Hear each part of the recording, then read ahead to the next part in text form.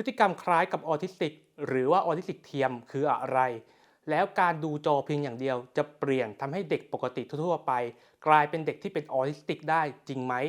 คลิปนี้มีคำตอบสวัสดีครับทุกๆคนในวันนี้เราจะมาพูดถึงกลุ่มอาการที่มีพฤติกรรมคล้ายคลึงกับออทิสติกนะซึ่ง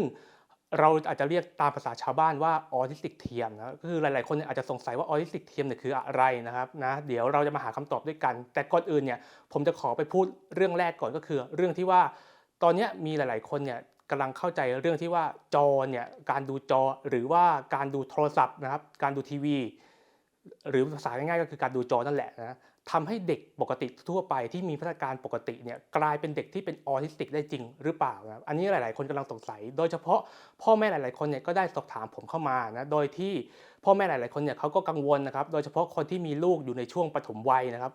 หรือว่าช่วงที่เป็นเด็กเล็กอะนะครับช่วงที่เป็นอาจจะแบบ2ขวบ3ขวบอะไรอย่างนี้นะครับก็อาจจะมีลักษณะที่สงสัยว่าเอ๊ะการที่เราปล่อยให้ลูกดูจอเนี่ยจะเปลี่ยนทำให้เด็กที่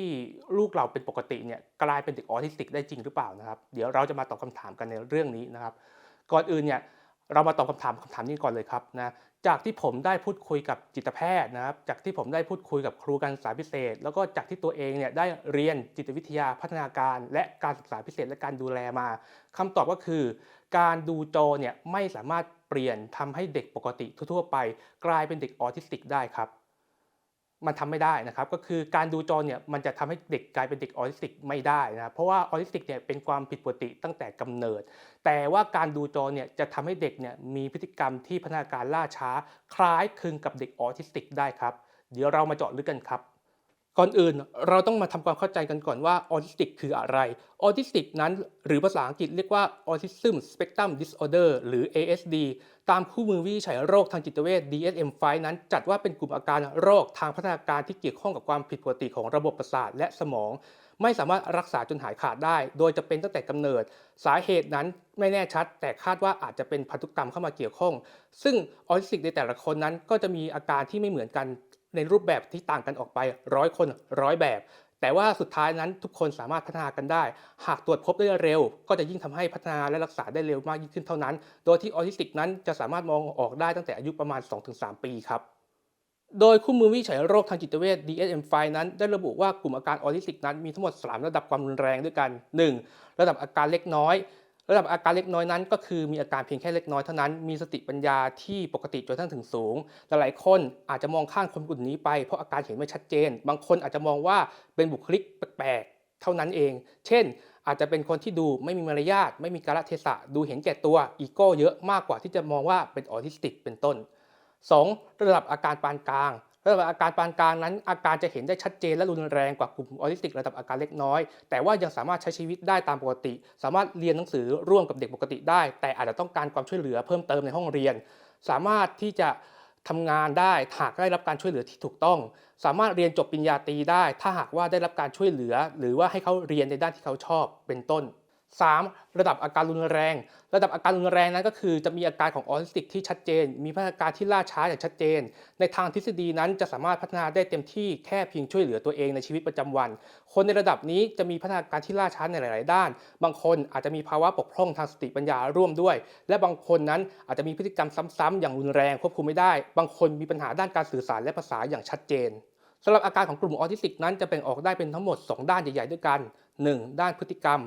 ด้านพฤติกรรมนั้นจะมีพฤติกรรมที่ไม่ยืดหยุ่นมีพฤติกรรมทำอะไรซ้ำๆยึดติดกับแค่อะไรบางอย่างฝืนใจขัดใจไม่ค่อยได้ถ้าชอบอะไรก็จะหมกมุ่นแต่อยู่กับสิ่งนั้นดูเป็นคนที่ใช้ตัวเองเป็นจุดศูนย์กลางในบางด้านสนใจคุยแต่เรื่องที่ตัวเองสนใจรอคอยไม่เป็นเข้าใจแต่อะไรตรงๆเป็นเส้นตรงและมองทุกอย่างเป็นความจริงไปหมดเช่นมองทุกอย่างเป็นแฟกต์ไปหมดไม่ยืดหยุ่นมีวิธีคิดแบบหุ่นยนต์จะมองโลกเพียงแค่ขาวดำถูกผิดชอบคิดเข้าใจอะไรเป็นคำสั่งเป็นต้น2ด้านการสื่อสารทางสังคมและด้านปฏิสัมพันธ์ทางสังคมโดยแบ่งออกเป็น2ข้อย่อยดังนี้1ด้านการสื่อสารทางสังคมสำหรับในด้านนี้อาจจะมีความผิดปกติในด้านการสื่อสารเช่นไม่สบตาพูดได้ล่าช้ากว่าวัยพูดเป็นประโยคไม่ได้พูดได้สั้นๆหรือว่าบอกความต้องการตัวเองไม่ได้พูดแต่ภาษาที่ตัวเองเข้าใจพูดภาษาต่างดาวพูดคุยคนเดียวกับเพื่อนในอุดมคติหรือในจินตนาการพูดแต่เรื่องที่ตัวเองสนใจพูดไม่ชัดตีความหมายผิดพลาดชอบใช้แต่ภาษาที่เป็นทางการและภาษาตรงๆพูดเสียงโมโนโทนเป็นต้น ด้านปฏิสัมพันธ์ทางสังคมและทักษะสังคมจะมีปัญหาเรื่องเกี่ยวกับทักษะสังคมในทุกๆด้านเช่นชอบอยู่คนเดียวอยู่ร่วมกับผู้อื่นไม่เป็นไม่สามารถเรียนรู้ในสิ่งที่คนทั่วไปเรียนรู้เองได้เช่นไม่มี common sense ทางสังคมเพราะไม่เข้าใจกฎเกณฑ์และบทบาททางสังคมทั้งหมดไม่เข้าใจมารยาทกาลเทศะตรงไปตรงมาซื่อ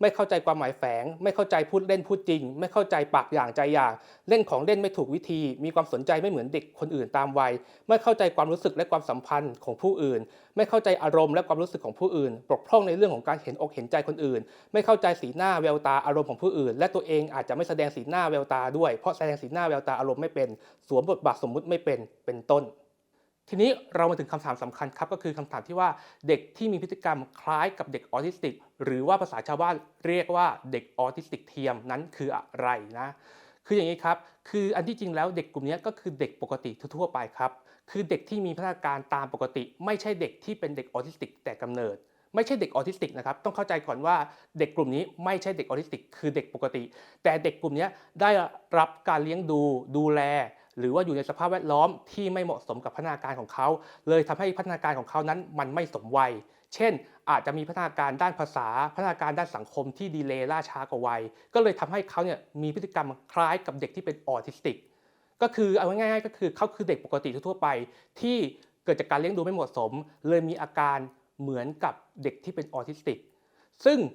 การเลี้ยงดูไม่เหมาะสมนั้นอาจจะเกี่ยวข้องกับเช่นการที่ให้เด็กนั้นดูจอก่อนอายุ2 ขวบซึ่งตามพัฒนาการนั้นเด็กต่ำกว่า2 ขวบจะดูจอไม่ได้พอเด็กต่ำกว่า2 ขวบดูจอขึ้นมาปุ๊บก็จะทำให้พัฒนาการด้านภาษาของเขาช้านะครับดีเลย์ล่าช้ากว่าวัยไม่สมวัยตามวัยเขาและมันจะส่งผลต่อทักษะสังคมด้วยที่ทำให้ทักษะสังคมนั้นดีเลย์ล่าช้ากว่าวัยนะครับนี่ก็คือสิ่งหนึ่งที่อยากจะฝากบอกเอาไว้เพราะฉะนั้นการเลี้ยงดูตรงนี้เนี่ยสำคัญมากนะครับก็อยากจะให้ทุกคนเนี่ยเลี้ยงดูให้ถูกหลักตามพัฒนาการของเด็กนะครับเพื่อที่จะทำให้เด็กเนี่ยมีพัฒนาการที่สมวัยแล้วก็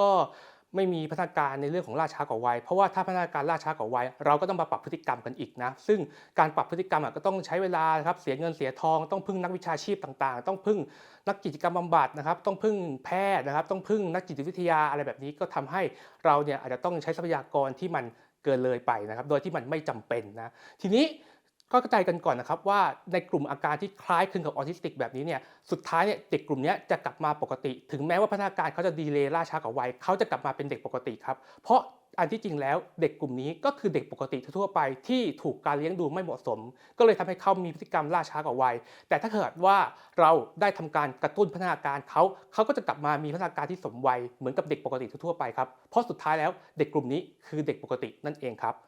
สุดท้ายสิ่งที่ผมอยากจะฝากบอกเอาไว้ก็คื